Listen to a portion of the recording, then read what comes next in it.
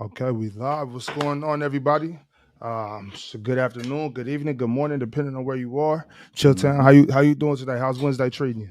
In effect, yo. In effect, last time me and Big Ox was in a room, we was in PC weekend, and it was so dope.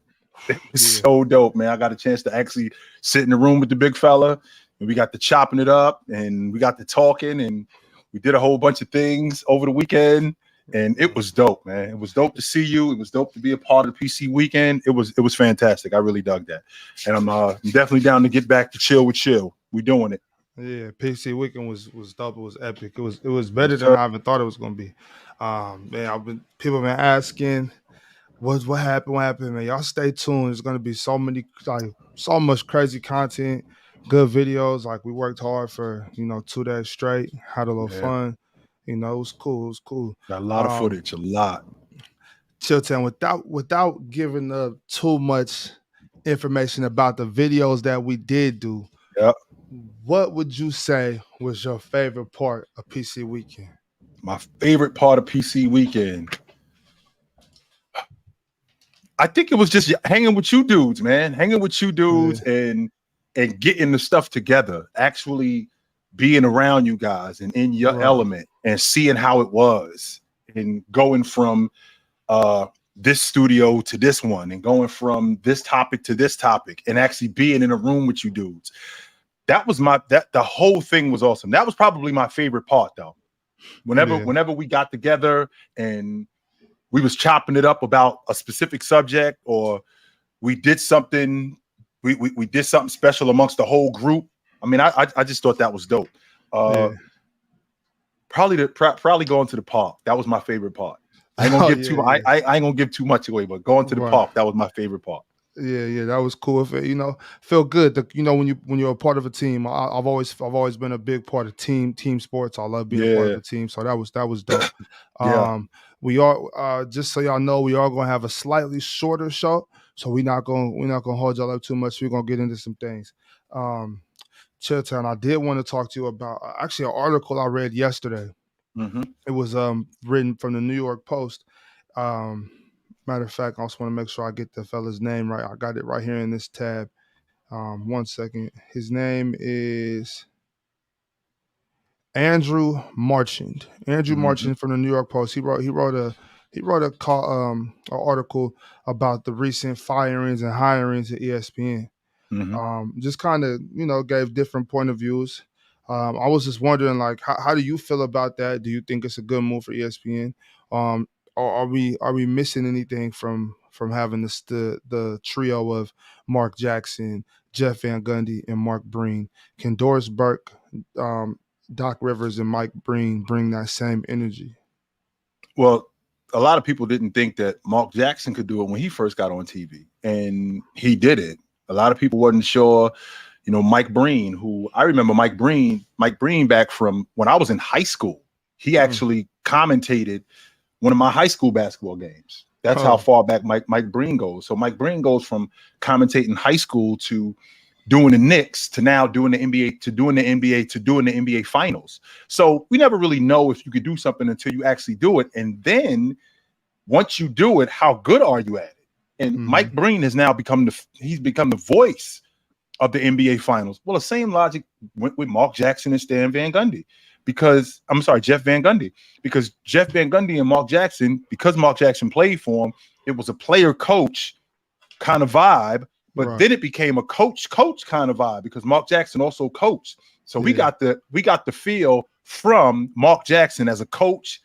We got him talking about how he would do different sets. Jeff Van Gundy talked about officiating and where officials stand and what they're looking for. So this kind of insight is pretty difficult to get unless you got these kind of people. Well, into Doc Rivers. Well, Doc Rivers played for a New York Knicks team that was in the Eastern Conference Championship, right? Doc Rivers played or he coached on a championship team. And he also did TV. So he was doing TV before he coached the Celtics to the NBA championship. And he was really hmm, good. He right, was really right, good. Now, when you talk about Doris Burke, to be quite honest with you, Big Ox, Doris Burke to me is like what kids see as Santa Claus. So when you see Santa Claus, you know it's Christmas time. When I see or I hear Doris Burke, it's basketball season. Right. That's what immediately when I hear her voice, I know that Right. it's basketball season, and I'm happy to hear her voice. Not only that, she knows the game. She played the game. She went to Providence College, and she played the game at a high level, right? So she does break down the game. She's not just a figurehead or just another voice. No, Doris Burke knows the game. There's a reason why they're putting her at the forefront. Not just because she's just next in line. No, she knows the game, and she knows a lot about basketball. I think this is going to be really good for ESPN. I understand why the cuts are happening, and that's largely due to us living in this new age of information, where information is so much more accessible today than what it was 25, 30 years ago. Man, I mentioned this to you earlier, Big Ox. You know, when you was coming up in the newspaper, this dude who wrote for the Sacramento Bee, you got your information from him, and that was it. You didn't get your information from anybody else. So whatever he wrote, that's what it was. So now we're in a place where we're in a space now where everything is accessible. And not only is everything accessible to a point where you can now articulate it. Now you can bring in your own point of view, and people will listen to you. So there was the concern I heard from some of the guys on like NBA radio I was listening to today in the car. They were saying, yesterday in the car, they were saying maybe the entertainment value was going to be kind of dry. The way they bounce off the comedic energy that that Mark Jackson and Jeff Van Gundy bring together. Do you think that's a big deal? Do you think that matters at all? Like as long as they're giving good basketball takes and educating us on what we're looking at. Well, the entertainment value definitely matters because, I mean, if you're sitting in the class, Big Ox, you know, the teacher that you're talking to or the teacher that's talking to you, he or she could give you all the information that you want, but you're not going to retain that information if it's just. But if there's some entertainment there where, you know, your teacher might throw a joke in there, your teacher might be a little bit more animated in certain things. Well, you're more apt to listen a little bit closely. You're more apt to listen a little closer, right? You're more apt to pay attention a little bit more. And on top of that, you're more apt to go to that class because of that teacher, as opposed to this teacher who might give good information, but the delivery is all wrong. Right? The delivery is all wrong. There really isn't any entertainment factor. There really isn't much there that's going to have you saying, do I want to listen to this person? I do want to listen to this person. So I definitely, at the end of the day, when we're talking about basketball, we talk about football, even though it's a job for a lot of people, and these basketball players, these football players, they put a lot of work in it. It is entertainment, Big Ox. More than anything, this is entertainment, and the way to keep people entertained is one, by educating them, two, by being easy on the eyes when you turn on the television, because don't nobody want to see somebody that doesn't look the part, and three, be engaging, because if you're engaging, people tend to gravitate towards you a little bit more. So that entertainment factor absolutely works. It absolutely matters. So, Chilltown, use one of your slogans. I want to kind of get into the meat and potatoes of the article. Yep. So, the fella that wrote the article, Andrew Marchand, he actually alluded to this. What we know about Jeff Van Gundy is that he's extremely critical of the NBA rules and the refereeing in the NBA. Yep. We know that there's been some complaints about him for that. So basically what he was alluding to is that might have had something to do with the removal of Jeff Van Gundy, as well as the fact that Jeff Van Gundy might also have an eye to coach again. But what they said with that is, without Jeff Van Gundy, they don't believe that Mark Jackson can bring the same value without basically Jeff Van Gundy side by side. Like, they work that good together. And they were saying that basically keeping Doris Burke with Jeff Van Gundy not Jeff Van Gundy, Doris Burke with Mark Jackson isn't going to be the same value, and they need to bring somebody else in. So if you blowing up, so you blowing up the team. Like, if you're getting rid of this dude, get rid of everybody. Right. And I understand. They were saying that They were saying that they were considering possibly putting Mark Jackson down to quote unquote the B team with the guy. I'm sorry, what's his name? Forget his name. I just had it right here too. I'm sorry, Mark Jones. Mark Jones, yeah, Right. Mark Jones. So so basically, I guess Mark Jones is running the B team. They're saying basically make Mark Jackson on that crew, but Right. they're actually big on JJ Redick and Richard Mm-hmm. Jefferson. So then that would Mm-hmm. knock Mark Jackson down another level. So right. And it doesn't make any sense for me to do it. It sounds like they're going with the younger crowd and the idea that if Mark Jackson isn't available, I mean, if Jeff Van Gundy is over, then we got to basically break this thing up because those two guys are a tandem. And trying to put somebody else with Mark Jackson, the same energy wouldn't be there. The same entertainment value wouldn't be there. Those two guys play off of each other so well. And now putting somebody that's different with Mark Jackson wouldn't bring the same energy. Well, maybe that's true in certain areas. Now, I will tell you this: it doesn't make any sense for me to take a demotion. Mm-hmm. If I'm calling NBA Finals games, it doesn't make any sense for me to only call the Eastern Conference first round. It doesn't make any sense for me to do that whatsoever. I mean, if you want to go with the new guys, go with the new guys. Now, does that mean that Mark Jackson and Mark Jones couldn't be good? I think that they could be really good together, but I understand the value of what both Jeff Van Gundy and Mark Jackson both brought, because again, we're talking about a tandem that have been together for a long time, and you can't buy that chemistry, Big Ox. Once you have that chemistry together for that long and those two guys working off of each other, it's pretty difficult to recreate that with somebody else in such a short period of time. So I do get that part. Now, with that being said, Doris Burke now with Doc Rivers, who I don't know how long he's going to be in the booth, because I do think that this is a stopgap. I do think that he's going to get back in coaching. And the same logic with Jeff Van Gundy, like him being too critical of the refs and no, because the stuff he points out, a lot of that stuff is true. And the people want to hear the truth, especially when you're watching basketball, whatever sport you're watching, whatever you're watching the news, people want to hear the truth. And when you get educated and it's in truth, it's pretty difficult to deny that. So the fact that Jeff Van Gundy wants to get back in coaching, I can get with that logic. But him being critical of officiating and play calling, I don't buy that. Okay. That's cool. I just wanted to run that by you. Obviously, I didn't, last night on my stream, I read the whole article down to some of the viewers. I'm not going to do that today, but those are some of the points I wanted to run by you and just kind of get your point of view on that. Mm-hmm. I'm going to read a super chat that we got and then grab some of the fellas from the back, see how they feel about it. Just the ongoings of the NBA. Looks like we got sounds like a super chat from a hater. A straight hater. Chill, don't believe the fluke. Ox can't really shoot. This sounds like somebody that probably done felt the wrath of my jump shot before. So wait a minute. Why should I not be? I don't know if I understand the logic here when I hear don't be fooled. I actually don't believe it. What do you mean don't believe it? It wasn't like it was second or third hand information that somebody gave me. I was standing right there and I was watching them shoot.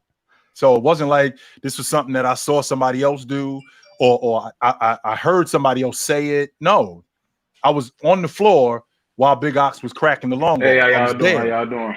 So with him shooting the long ball, like that, I was right there and I saw it. So I don't have to believe it from somebody else. I saw him doing it. What you talking about? It's haters all around the world, Chilltown. It's all good. No big deal. They hating on you. More importantly, though, let's get to the viewers, though.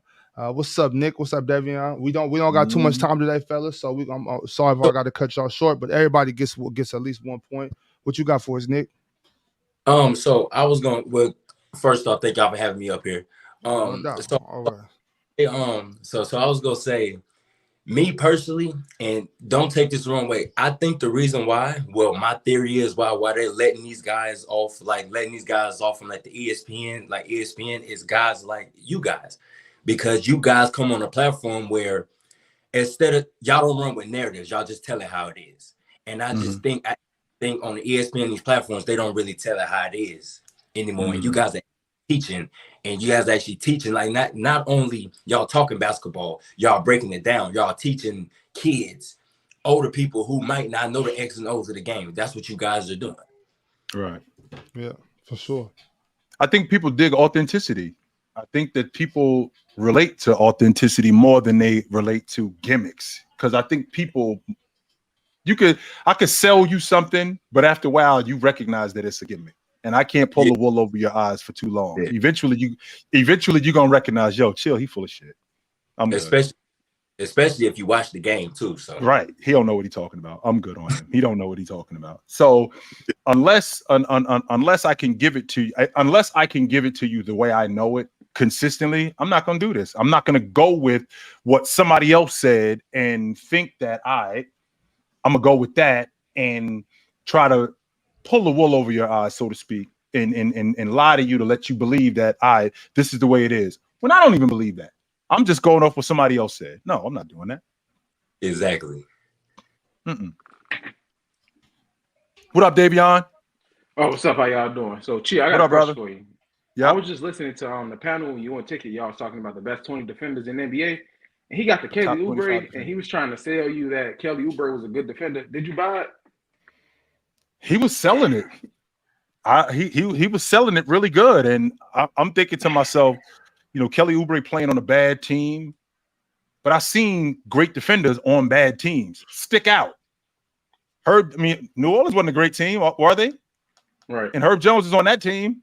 So Right. With that being said, I've seen really good defenders on bad teams, or even at least decent teams. Yeah, and right. I understand. I do understand. Like I do understand some of Ticket's points when he brought up the numbers, but when I think about Kelly Oubre, I do not think defense. I don't. I don't think defense. I never thought defense whenever I saw him play. When I saw him with the Golden State Warriors, when I seen him in Charlotte, doesn't make a difference where I saw him. When I saw him in Washington, when he was in the playoffs, I never felt like, yo, this dude is at least a solid defender. I never felt like that about him. Exactly. Never. And when Ticket brought up those numbers of, he was the top 13, this and whatever, the defender, I thought about what you said. Scottie Pippen got a worse defensive rating than Larry Bird. So that was the first thing I hear I thought defensive about. rating, Davion, that's what I'm bringing to the table every day. Like, anytime somebody throw defensive rating at me, that I'm telling you, that is my talking point forever. Bring up defensive rating, just so you know. Larry Bird got a better defensive rating than Scottie Pippen. I just want to put that on your mind. That was the first thing I thought about. I was like, if you watch Kelly Oubre, he's not a good defender. He's the type you put on, if you got a decent defender, you just need to slow him down for the first, second quarter, I guess. He's a corner three-point shooter. I don't know why he decided to say he was one of the best defenders, but yeah, I'm happy he didn't let you sell that to him, man. He did. I was listening, but I'm thinking to myself, is this dude really trying to sell me Kelly Oubre? Is that really going on? Because that was a super hot take. Super hot take.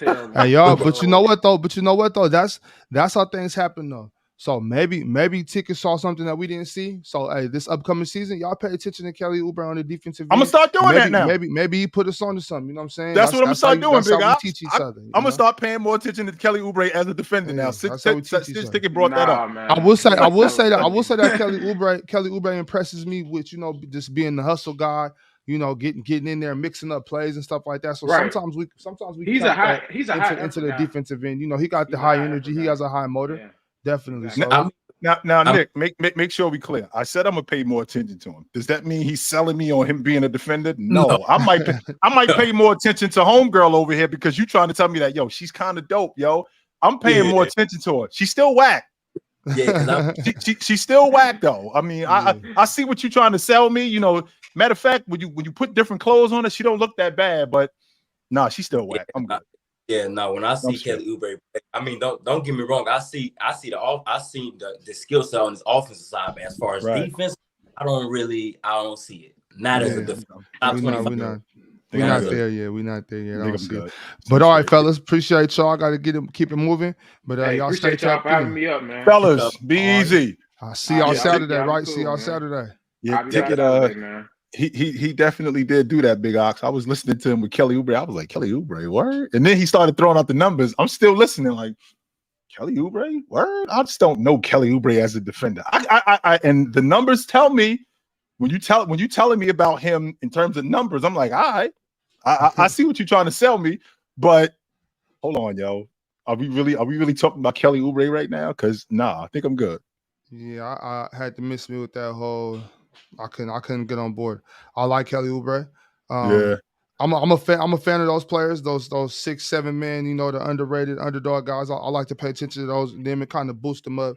And I do that with Kelly Oubre, but I'm not going to do it in the top 25 defender on the NBA list. I can't do that. But let's keep it going. Let's see who else we got in here.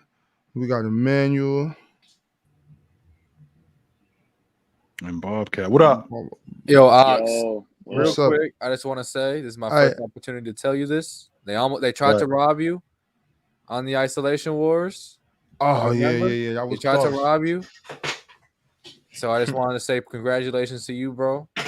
Right on, appreciate that. We back at it tomorrow. Yeah. So, y'all tune. I just want to say congratulations to you on that. Shout out to Mars in the chat. It's sad looking at the because Jeff Van Gundy was really one of my favorite broadcasters. I like the rant because he kept it real. I like the rant that he went on about Dwight Howard and how he was kind of whining about his back, or like I don't know about that whole situation, but he was whining about his back.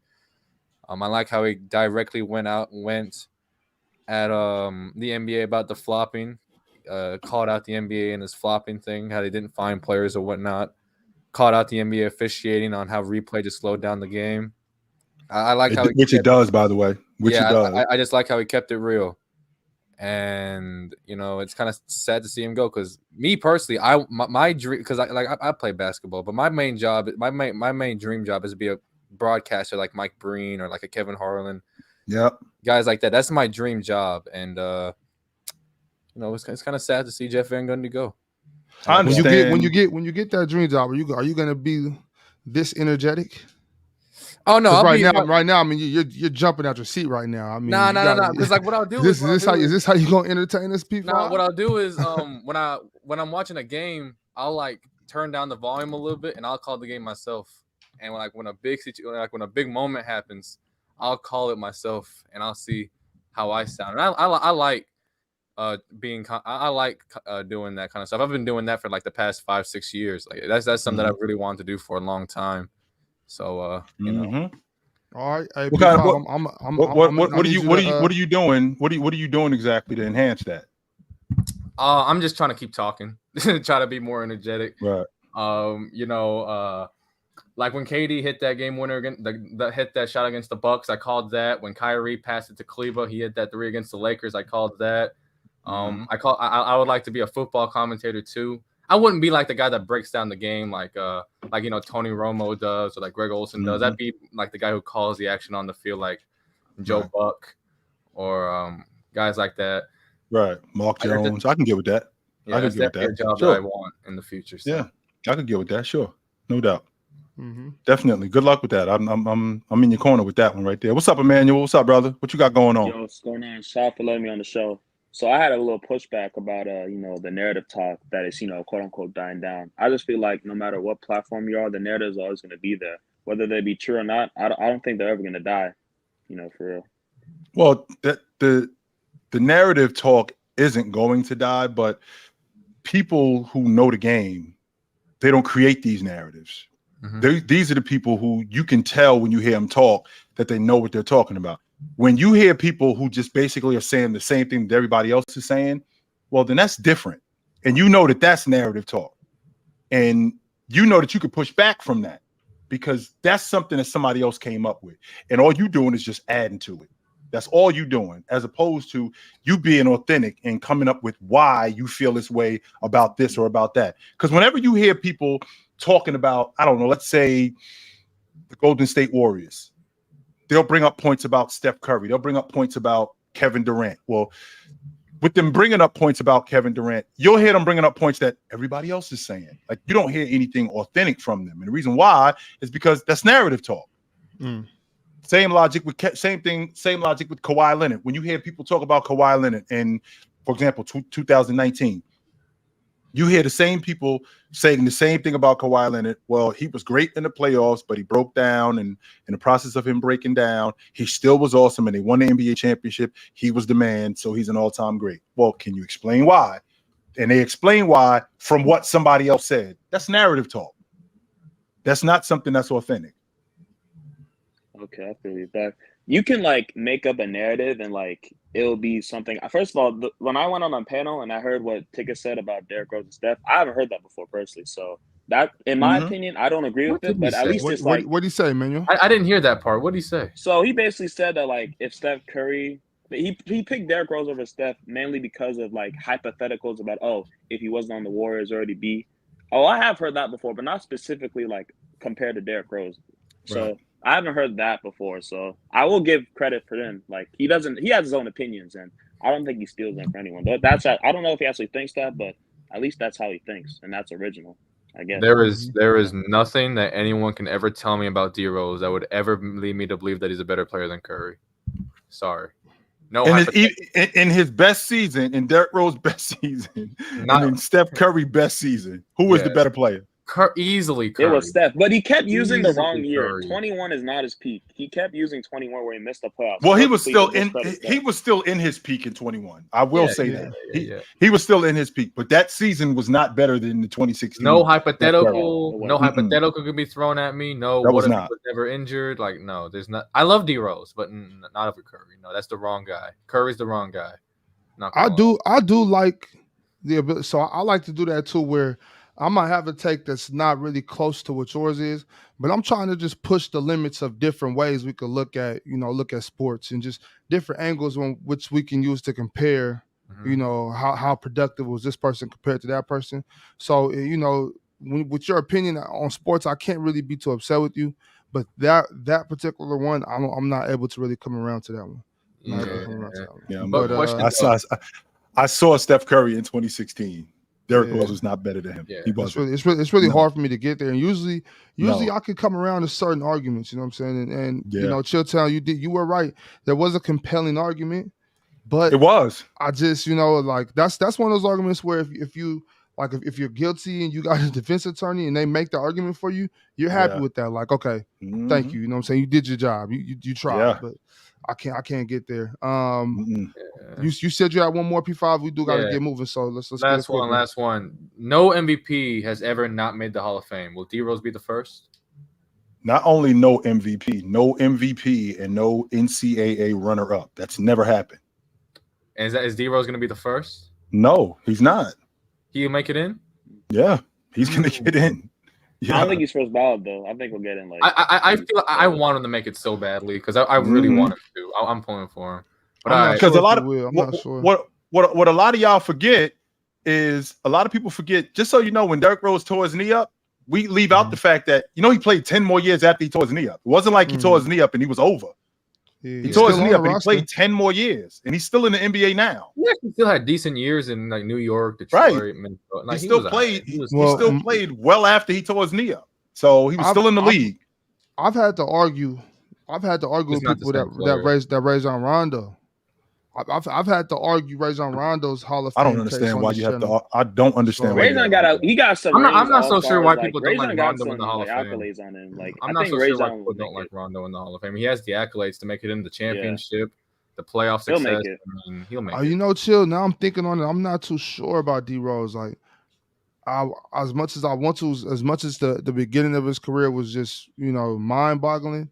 Mm-hmm. Man, I would like to put him in there, but if we could have got maybe two more, maybe three more of those good top tier seasons, I think it would be no question.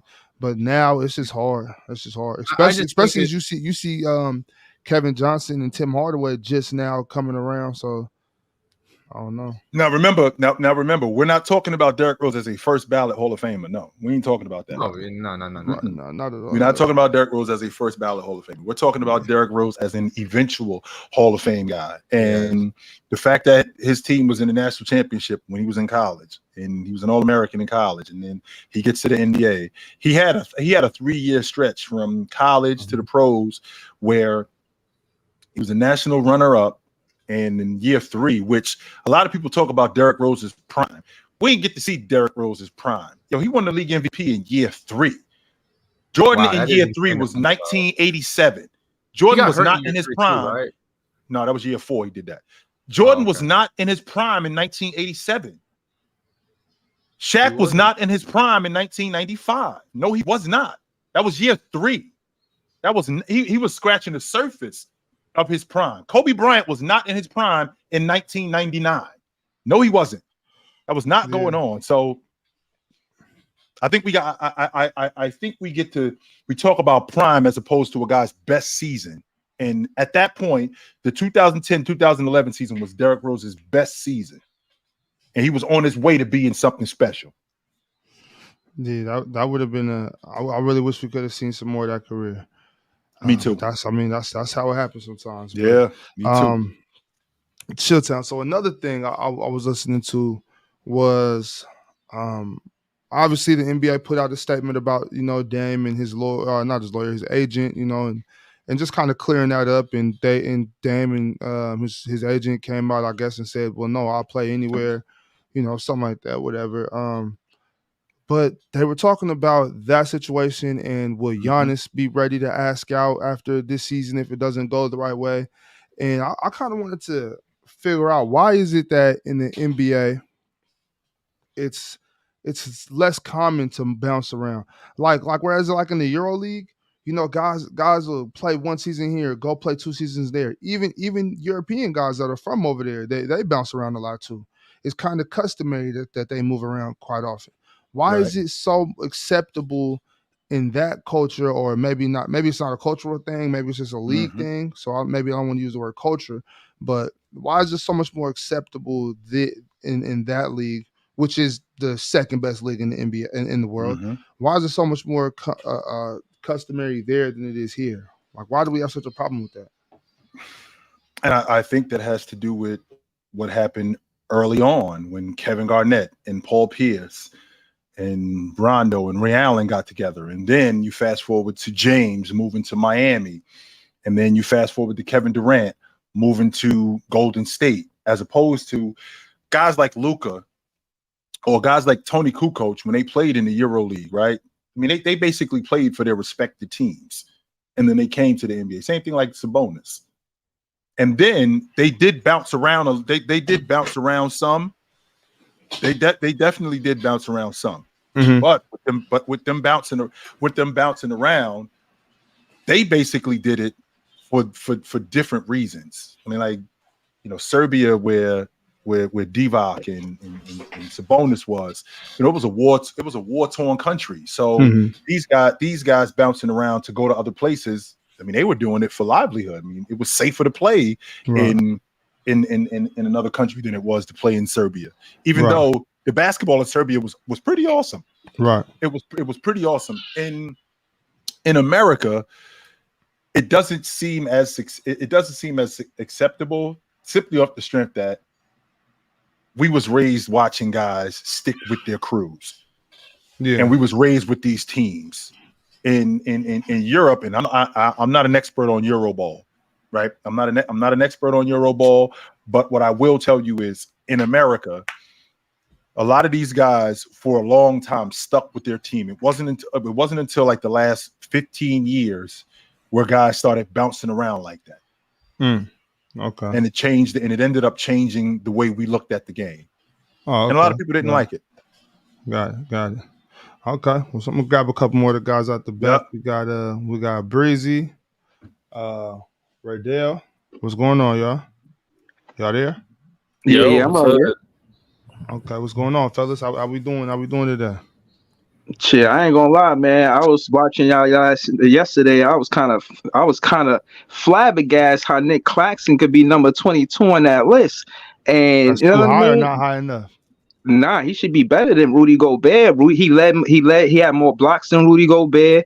And it just ultimately, I know I don't got a lot of time. Also, I seen that they contributed the Euro step to, I forget, Ginobili, but I seen footage, and Wade was saying it as well, Dwayne Wade, of Elgin Baylor doing the Euro step. And they should be calling it the Elgin step. And I said, I gotta mention this to Chill. I know he ain't gonna let that slide.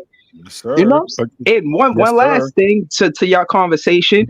So you can't really contribute the Euro step to the Euro League, but one thing that I did see in the video, and I just wanted to know y'all opinions on it, is that, and I want to hear definitely Ox on this too because of the new player that's added. They said that Coach Pop actually got his coaching style from the Euro League of the big and having the big man stretch the floor. Right. And that was the style between Duncan and Robinson. Now remember too that the Euro player, when he came to the NBA, he was considered soft. So guys like Marshallonis, Sabonis, Detlef Schrempf. I mean, the big guy played on the block. The big guy didn't play on the perimeter. If you played on the perimeter, that meant that you didn't want to bang down here. That meant that you didn't want to get physical. So you were soft. Fast forward to guys like Kukoc, who did play on the perimeter and were considered soft. And then you fast forward to guys like Dirk Nowitzki, who now not only do I play on the perimeter, I play on the box too. Nice. I play on the box too, and I can play rough like that.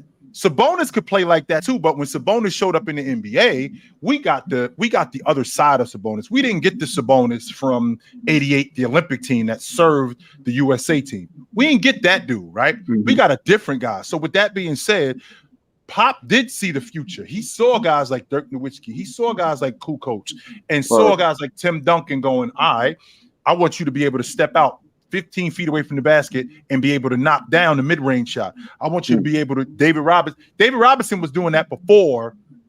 David Robinson was doing that before Popovich showed up. He was knocking down the mid-range. He was stopping and popping in transition. He was doing that before Greg Popovich showed up. Because you got to remember, David Robinson, he had a growth spurt in college in the Navy. He was 6'7". He went from 6'7" to 7'1". Oh, I know was playing. Yeah, he was playing on the perimeter. That's who David Robinson was. Same thing like Anthony Davis. So he had that skill set. He just became bigger and now playing on the block a little bit more. So when you're talking about guys like Dirk Nowitzki, when you're talking about the Euro, Greg Popovich, I mean, I can definitely appreciate him doing that and seeing that and going, all right, bet. Nah, that's what's up. This is the way the game. This is the way the game is going. Nah, that's what's up. So one thing I wanted to bring up a little bit tangent to what y'all talking about, but to go back when y'all talking about ESPN a little bit. So one thing I heard from Stephen A, I don't know if y'all saw Stephen A talk about it a little bit. He said that people are kind of overblowing the fact that ESPN is kind of falling off. One thing he said to kind of add context is that Disney in general is losing a lot of money because they keep on doing stupid things. You know, with Marvel, with the Disney parks, a lot of issues. So them losing a lot of money. He said they lost a couple $1 billion. So obviously they're going to have to start cutting back, laying a few people off. And as a result, they laid off certain individuals, you know, the people that y'all were talking about. I do think there's something to be said that, you know, the personalities of First Take are, you know, big on hot takes. But I mean, similar to what I think Emmanuel said earlier, all these shows, even, you know, Player's Choice, no offense, a lot of y'all talk about, you know, narrative talk at the end of the day. A lot of y'all have hot opinions. You know, we got Dell talking about KD being the best player in the NBA, being one of the top 3 players of all time. We got Ticket saying that Ray Allen is a greater three-point shooter than Stephen Curry. If you guys put these takes on ESPN, I will be saying the same thing about these people. So my thing is, they got to get better for sure. But I think people are overselling like ESPN falling off. I think Stephen A is kind of too much of a personality and nobody really cares about anything else. I think that's the biggest part. Well, first of all, when you are talking about like hot takes, and you know, I gave the logic. Ray Allen is the best catch and shoot shooter that I ever seen. Steph Curry is the best shooter. The separator is off the bounce. I mean, there's no defense for a guy that can shoot 25 feet off the bounce. Accurate. There's no defense for that. That's the separator for me. But in terms of a catch and shoot guy, he's the best that I've ever seen. I care about how you did it. I care about who you did it against. I care about when you did it. And I care about how long you did it. And Ray Allen was that guy for a long time doing that. Now, with that being said, we as quote unquote personalities, we don't say things just to say them. Like, for example, like Ticket brought up the idea of Steph Curry and Derrick Rose. Like, he actually brought some legit logic. I didn't buy it, but it was some legit logic. It's not something that you just say just for clickbait. or just say it just so people would watch. No, this is why I feel this way. That's why there's some merit behind it, because you bringing up facts, and this is why I feel this way, as opposed to, Hakeem Olajuwon is the greatest center in NBA history, and that's all I'm gonna say. Well, wait a minute, I can't just say that. I got to back that up with some facts. I got to bring some logic to that. Otherwise, what am I saying it for? And when you hear that, and you just hear me say that, and you just hear me say something dumb after it, well, my credibility goes out the window. Yeah, I definitely hear that. And there's something to be said that y'all have the opportunity to really go at it for like an hour, 2 hours every single day and keep on revisiting these conversations. We know what TV is like, though. It's segments. Like, you got to talk about this for 10 minutes, and you got to move on and talk about this for 10 minutes. And we got to, I give slack to Stephen A, because I don't know how much ball he really knows, if we being honest. But at the same time, like, he don't wait. He's been doing this for over 30 years. Right. I mean, but if I'm saying, like, I'm not saying that he doesn't know ball at all. I'm saying if you put him up against JJ Redick, he gets stomped 10 out of 10 times. Like, it's no contest. With, like, most of the people on Player's Choice, he gets stomped. And I just think he got a lot going on in his life, but I don't think he watches all the most games. people on Player's Choice, Stephen A will get stomped? On the personality, I think most of y'all will stomp Stephen A. Yeah, like debating basketball with knowledge of basketball and knowledge of the sport, knowledge of the NBA. I'm talking about NBA. That's high praise. I mean, I don't think he has the time to watch as much games as he wants to at the same time, which is like an issue with someone like Colin Cowherd too. He don't watch NBA. I do have a problem with that. I'm not gonna lie. I do have a problem with that. I hear a lot of that. People just say, "Oh, this guy doesn't know what he's talking about. This guy doesn't know what he's talking about," and I think it's naive to keep it respectful. I'll say it's naive to say that about a guy like Stephen A. Smith, who's been around the game for as long as he has, who's covered high school basketball, college basketball, NBA basketball.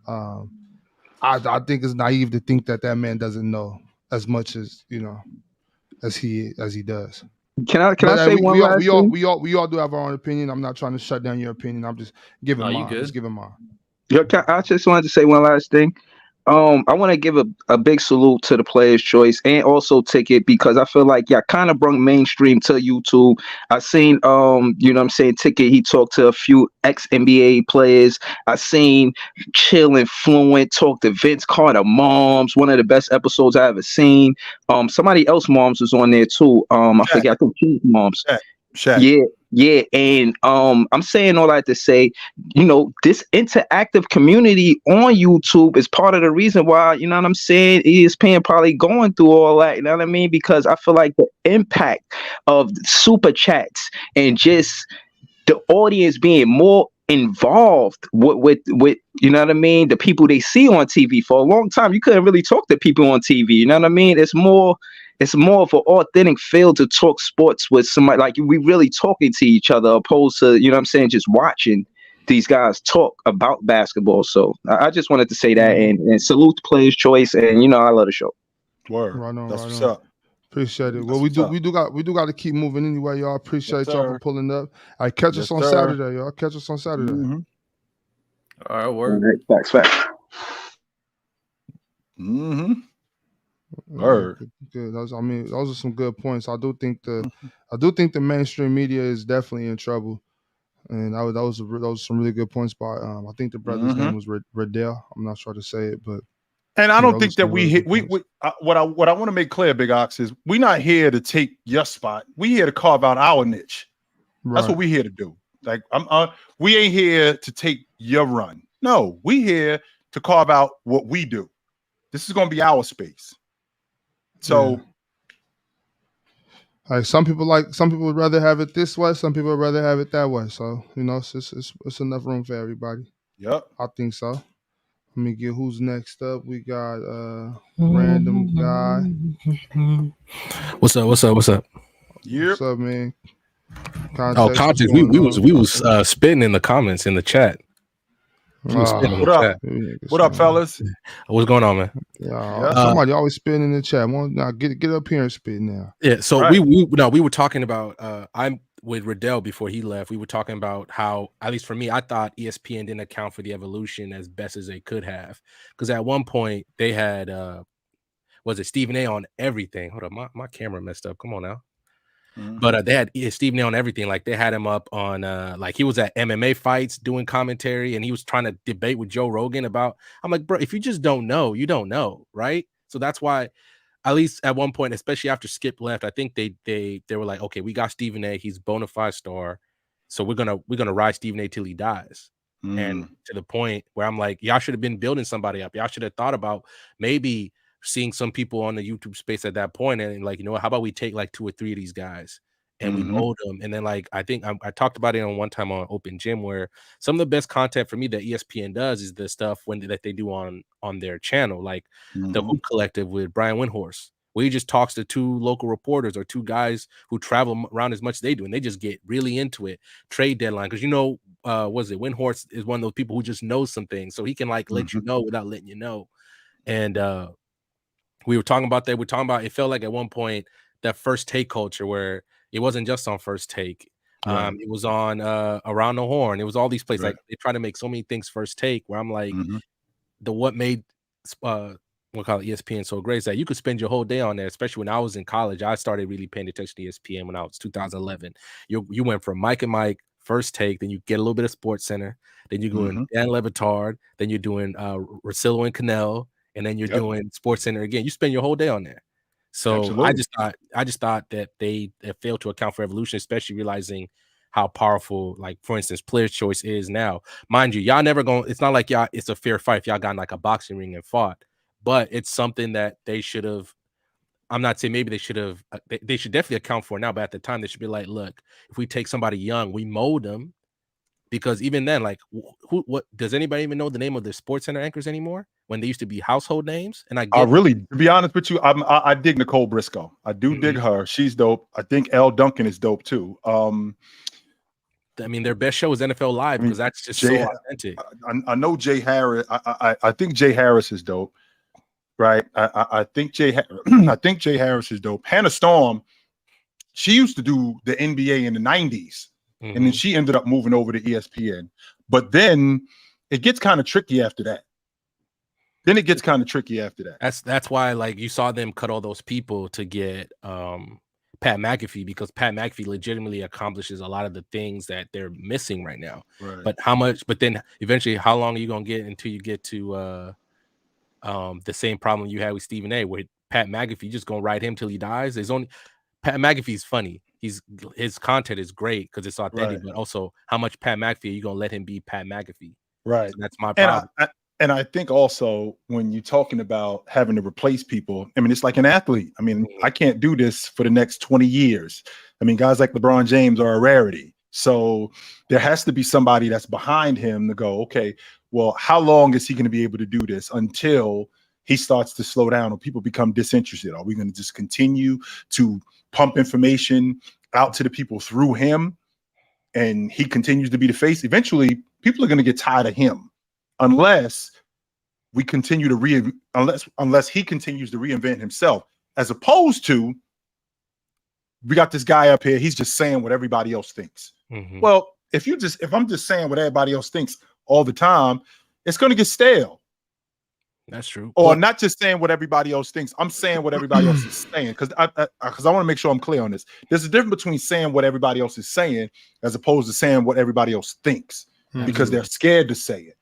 Right. And I feel like I'm that. I feel like I fall in that category where what you thinking, I'll actually say it. Right.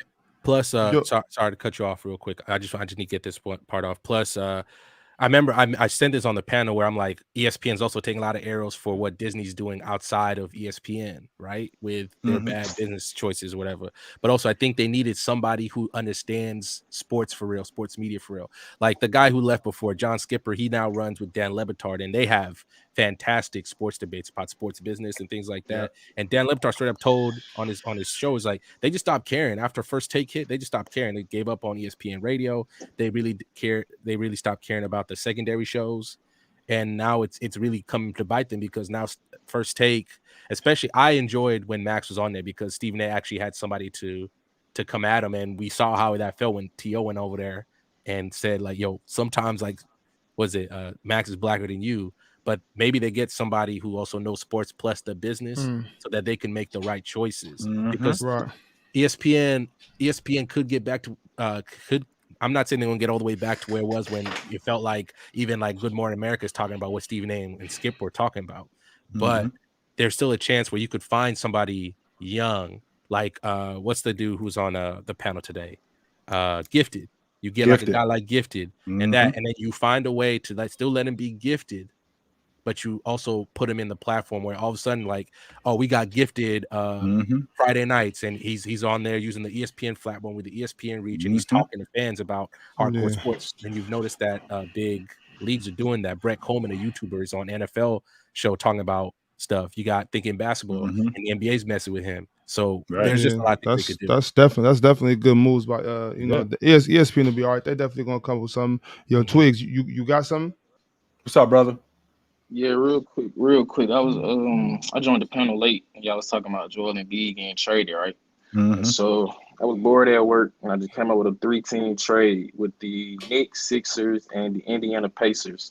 So I want to, get y'all feedback on what y'all think. So I got the Sixers will get Julius Randle, Emmanuel Quickly, Miles Turner, and Evan Fournier with a 2024 first-round pick and a 2025 first-round pick. Damn. The New York Knicks will receive Joel Embiid, Buddy Hield, and PJ Tucker. And the Indiana Pacers will get Mitchell Robinson and Tobias Harris and two 2024 first-round picks. What y'all think about that? Hell no for Indiana. Did the Knicks have enough money to take Buddy Hield's contract? That's what took me the most part, was trying to get the money right. The money I can appreciate, but from the standpoint of what Indiana is doing, I'm giving up Buddy Hield and I'm giving up you're going like full rebuild, right? You're just saying like this is it. We're going not for Mitchell Robinson and Tobias Harris. And you need way 2 more ones? picks, don't you? Nah, I need more than that. That ain't enough. Yeah. No, that's not enough. If I'm going full rebuild. Need more than that. Well, all right, fellas. We winded down the show, so I got good to talk to you, fellas, yo. I appreciate you. Absolutely. Yeah, that's not bad. I like to sit back and just bounce off trade ideas and stuff like that. That's when it gets fun. Yeah. I see Tex. I see you got your camera and everything back. I'm gonna get this last group up here. Context, Primo. What's up, fellas? What up? Yo, I'm good. Y'all can hear me? I'm straight. Yeah, you hot. You hot. All right, brother. Salute, man. You already know it's a pleasure always to be with y'all, man. But Primo, go ahead, G. Get your. Because context got a whole story of y'all only got like 5 minutes. So. Yeah, it's gonna be quick. It's gonna be quick. Go ahead, Pre. I wanna ask y'all something though, because I had seen a little short, and it's been a lot of talk about number ones, and it's just a simple question. To be a number one, do you have to win? Well, we don't know you're a number one on a championship team until you actually win a championship. We don't know that team, right? We don't know that. Like we ain't as good as these number ones were until they actually won it. That's when it actually became legit. See, like when Jamal was running around, Lajuan, all of these dudes, it was you are the number one, but you got to play better, or these other guys have to play better in order for you to get to the championship. But when you're talking about winning an NBA championship, so much goes into winning the championship. I said, I'm on record saying this, guys, about LeBron James in from 2010 to 2014 when they went to the NBA Finals, all of those years. The fact that Derrick Rose got hurt, I don't have to deal with him no more. Right. The fact that Paul George broke his leg, I don't have to deal with him anymore. These are guys that I have to go through in order to get to the NBA Finals. So the fact that I don't got to deal with these dudes, dealing with them. But even a problem dealing with the Bulls. I ain't have a problem that year. Just like Isaiah Thomas didn't have a problem with Jordan in '88, but then Jordan came back in '89 and he came back in '90. Right. So I don't. And if you could just if Isaiah could have just completely eliminated Jordan after '88, well, damn, I don't got to deal with him no more. Fair point. So now when you get to the NBA championship, you need a lot of things to go your way, as opposed to, you're the best player on the team, and we're gonna win it with the best. We're gonna win it with the best player in the series. Well, if that's the case, then LeBron James should have like 8 or 9. He should have 8 or 9 championships. That's a fair point. I agree. I agree with you. With that logic, hold on, my fault, Primo. I don't want to cut you off. With that logic, Mr. Chill. So then, are you saying that Jason Tatum isn't number one? I don't know that he is. I don't. I feel like But you're projecting that he can be. As of today, Jason Tatum has proved to me that I am a number one on a championship contender. That's what he's proven to me. Okay. Paul Pierce proved that he was a number one when the Yes, Celtics he did. won? Yes, he did. I could argue KG was the best player on the squad, though. KG might have been the most important player on the squad. Is the difference? Kind of same thing that was going on with James and Anthony Davis. As good as Anthony like Davis, the leader to me. As good as James. Well, just because you talking loud don't make you the leader. No, that doesn't work. No, you got to. I'm not talking about from talking. Right, more. You just said more vocal. Perspective. Right, you said more vocal. He was their best defender. He was their best post player. But then you got a guy in Paul Pierce, one who had been there longer, right? Who had been there longer. Two, who had produced both in the regular season and in the playoffs. And when he got to the NBA Finals, he had outclassed their other best player. So because of that, there's your leader. I don't know if he just outclassed. Well, that's the thing too. The only thing I would say to that too, Chill, is you said it perfectly. Like, I think circumstances kind of dictate what your role is at that time. You know what I mean? Like, so for example, like you said, KG was the most important player, but I think due to the fact that Paul Pierce was a better shot creator, right? He was able to make decisions and things of that nature, and Doc trusted the ball in Paul Pierce's hand. I think KG relinquished that role offensively of being that number one guy. You know what I mean? So I think circumstances definitely dictate that. Like, for example, like, and the reason why I wanted to save this for last was because the Kyrie thing, I think, is completely disingenuous that we don't give the proper context for Kyrie's career. I understand that he didn't live up in certain situations, but a lot of them was due to injury, right? And playing with certain people. I don't think the fit with KD was as seamless as it was with LeBron, or potentially you guys were saying if you put Kyrie on Denver. I think he replicates what Jamal does and even more. I think he's like a way elevated version than Jamal Murray. You know what I mean? Context, we've seen Kyrie Irving in the playoffs healthy, flame out. We've seen that. So that's not like it's a situation that's only because of injury. Add that to the fact that context, if you bought a fresh pair of kicks, right? These kicks is so fresh. They clean it in the kitchen sink. You got them for a month and they break. Then you go buy another fresh pair and then they break.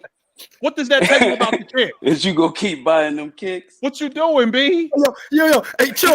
Eventually, these kicks is fresh, by the way. Let's make sure that we clear on that. It ain't like these kicks is whack. They fresh. These kicks is dope, but they only last a month. What are we talking about when we talk about these kicks? I can't hold on to these.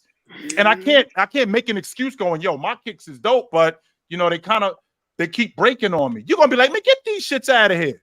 That's all right. I'll concede to that this time because I know we're short for time, but we'll run it back. We'll run it back, Chill. But that's a great analogy. I'll give you that one. I'll concede to that fact. Appreciate that. KD. I do appreciate that. Fellas, like real quick before you go, hey Primo, is that the Primo on the 1 and 2s, or is that just the Primo name that you came up with? The Primo name, I can't. Yeah, man. We can't talk about that on the show. Okay, so that's matter of fact, I ain't say nothing. Yo, first of all, shout out. Hold on, one more thing. Shout out to that dismantling that Bud Crawford put on Arrows. He walked them down, pivoted, boxed them. He ain't had no business in the ring. He ain't had no business in the ring. He ain't had no business in the ring with boxing show coming. Chill. I pray that at 154 we see a different fight. I pray at 154. He ain't had no business in the ring. Spence ain't had no business in the ring with Crawford. I don't care. Can't deal with him. Listen, real quick, and I know we got to go. I don't take 16 months off and not play and then get back in the ring with Pacquiao. I don't do that. I ain't fought nobody else. I can't do that. That's not a good business decision at all. No, I can't do that. No. Salute, fellas. Salute. Hey, y'all catch us on Saturday, yo. You already know. Salute, fellas. Sir. All right, Primo. I seen your message earlier, Primo. It's on tonight, so pull up. I'll be there, man, for sure. Mm-hmm. Yeah, I actually got a couple super chats to get to real quick. Well, this first one from Teddy Hart, what link to call in? I usually drop the link in there a couple times throughout the show. Right, you know, it's just kind of first come, first serve. So you got to get in there, get on it quick, yo. So Saturday, jump on that.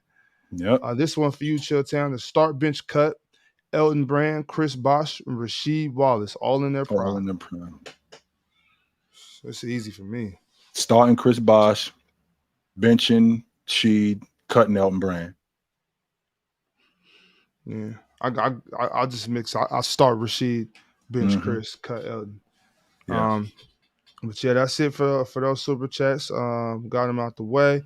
Shout out to our gold members here, Haramis MR, Alejandro Rodriguez, Terry, and IDWC. If you want to be a gold member, just click on that link down there and get it in. It's real easy. Appreciate y'all for stopping by. Told y'all it was gonna be a quick show, but we'll be back at it on Saturday. We'll see y'all tomorrow on the panel. Chilltown, got anything for the people?